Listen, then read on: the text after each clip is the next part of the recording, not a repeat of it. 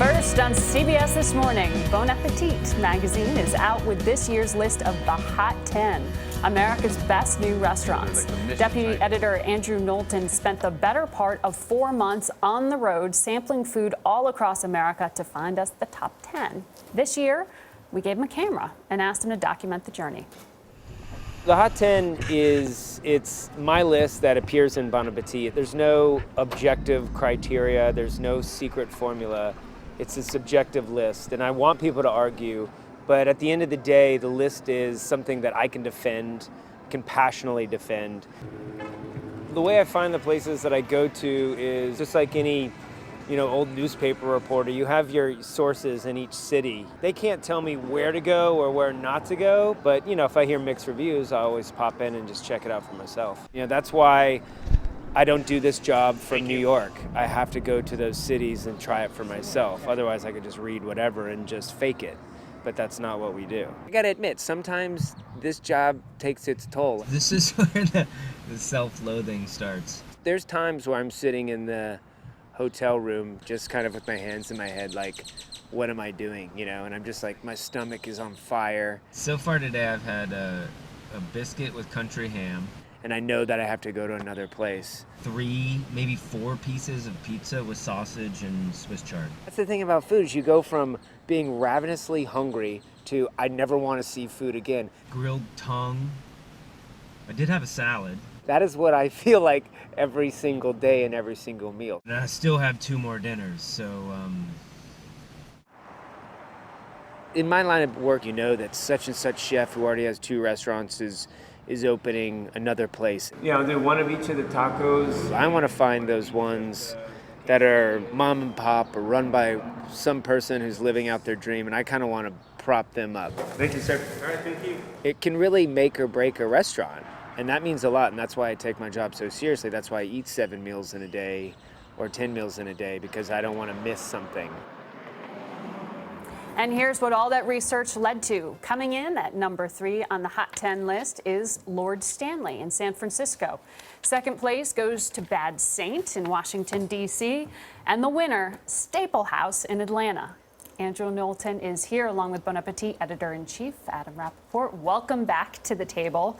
Again. Yeah. I'm so excited about Washington, D.C. being your standout city. First of all, that surprises a lot of people. Secondly, I live there, so... I grew up there, and I'm like, D.C.? Seriously? How did this happen? Yes, this was not the case. Charlie, you've been in D.C. 20 years ago. You had Ruth's Chris Steakhouse, and that was about it. Yeah. What's the new renaissance Well, here? when you go into these cities, when I go into these cities, it's something it's palpable, and there's an excitement going on in D.C. that I didn't see with any other city. Really neighborhood restaurants. There's like Petworth neighborhood and the Shaw neighborhood and Columbia Heights, where Bad Saint is number 2 on the list. Mm-hmm. So it's just this energy that you saw in San Francisco a few years ago, and we have in New York, but D.C. unexpected, I know. It's lacked some cool cachet. Yes, but it's cool now. But you put a Filipino restaurant, you said they're Bad Saint, in the number 2 spot. Yes, so that's the Washington, D.C. place. And it's not, you're not going to go there and understand Filipino food and all the greatest hits. It's 3 friends' interpretation of the Filipino food that they grew up with and making it new for a whole new audience. And it's an introduction. And I think it's exciting to discover new cuisines that challenge you, and that's the point of eating out, I was excited that a barbecue place, Charlie, North Carolina, made the list. Barbecue has never made your list before. It's never made the this list. Picture, in Asheville. In Asheville, North Carolina. This buttermilk fried chicken on page 148. I wanted to lick the freaking page. It was so good. But barbecue is one of those things, everyone loves barbecue. Yes. We all know that, but for some reason, it's always not considered like a real restaurant. Oh, that's a barbecue joint. Exactly. It's not a restaurant, but why is this one? Well, I mean, the chef there, Elliot Moss, is not using commodity pork. He's using heritage-raised pork, and he's only doing whole hog. So whole hog, smokes it overnight. They work the graveyard shift. The funny thing about Buxton Hall is the barbecue might not be the best thing. It might be the fried chicken sandwich, which we also gave best fried chicken sandwich of the year. Mm-hmm. And it's just, again, all of these restaurants on our list this year have community involved. They feel like you're going into somebody's dining room and a family. And there's a lot of bad news out there right now. Mm-hmm. And all these restaurants, I think, for us were kind of escapism, going into these whole new worlds for an hour and a half where you really felt a part of a scene. Is fried chicken back, so to speak? Oh my God. The fried chicken sandwich. For instance, we did our best fried chicken sandwich of the year category. We didn't do best burger. The fried chicken sandwich is the new burger. Yeah. It's crazy. There is something about a rice bowl that has 19 ingredients that I get from reliable sources that when Andrew talks about it, Adam, his eyes light up. Well, and I'm thinking, what in the world is that? It's this restaurant called Baru, and it's in a strip mall. Where is it? In LA. In LA. And it's a Korean chef who, it's him and another guy, and they make these. Everyone's had a rice bowl before, but there's fermented pineapple. There's 19 ingredients, so much work. The same kind of food level cooking you get at a Michelin star 3-star restaurant. It's as much a laboratory as it is kitchen there. There's just crazy stuff going on, and but it all adds up to deliciousness. For each of these places, is it food plus atmosphere, ambience, feeling? Yeah, but that's why you go out to dinner. Exactly. You want that experience, and you want to feel welcome. We're talking about Bad Saint and how welcoming they are, just the hospitality. You want the vibe, you want the lighting, and that's what going out to dinner is about. It's never just the food. And we're not checking any boxes when we go into these restaurants. It's really, I mean, you guys know, you get this gut when you walk into a place and like, I like this place. There's a good vibe, and there's people who care here. I love number 10, which is the most romantic French restaurant in the world, and it's 4,792 miles from Paris. In fact, it's in New Orleans. Did we fact check that number? Did we do a GPS? Yes, we did. Just Google it. Google it.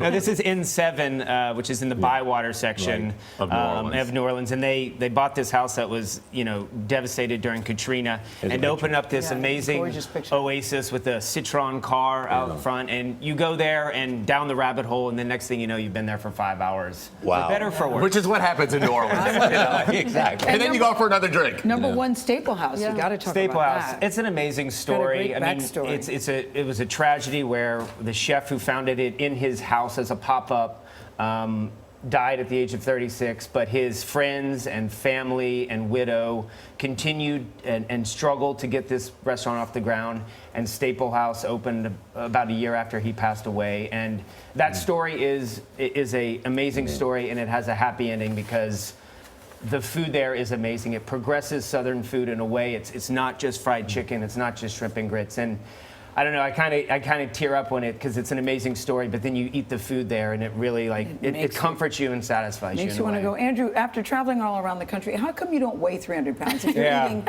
10 meals a day? Well, he weighs about 20 pounds less than he did when he got back from the trip. Because you must get ready to do this, right? I do. It's a year-long process. It's not that it's the Olympics, but I do train for it. I wouldn't say I fast, but I juice, and then I ride my bicycle anywhere. Thank God for bike share programs in most major cities now, so I can bike from place to place. Bravo. Nicely done. Thank you. Nice guys. Good to see you both.